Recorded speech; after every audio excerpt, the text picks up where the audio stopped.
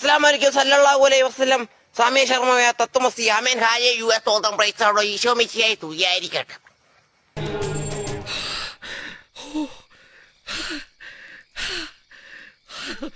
മലയാള സിനിമയില് ഓർഡിനറി എന്ന സിനിമയില് കുഞ്ചാക്കോവനും ബിജുമേനനുമാണ്.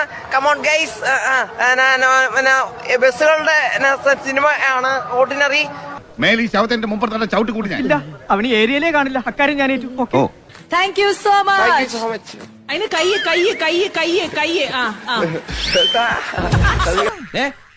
ഞാൻ അത്രക്കാരൻ ഈ മൊയ്തീനിക്കാന്റെ ഓരോ തമാശകള്. India is my country, all Indians are my brothers and sisters. Bharat Mata ദേശീയ സഭി ഭാരതീയ മേരാ ഭായി ഓർ ബഹൻ. അങ്ങനെയൊന്നുമില്ല.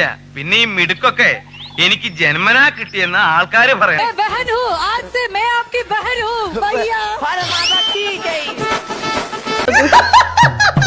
എന്ത് തങ്കപ്പെട്ട മനുഷ്യനല്ലേ. അടുക്കുമ്പോഴല്ലേ ആളുകളെ പിടികിട്ടുന്നത്. അതെ. നമസ്കാരം. ഞാനും എന്റെ അച്ഛനും രാവിലെ കൃഷിപ്പണി ചെയ്യാൻ തുടങ്ങുന്നതായിരുന്നു.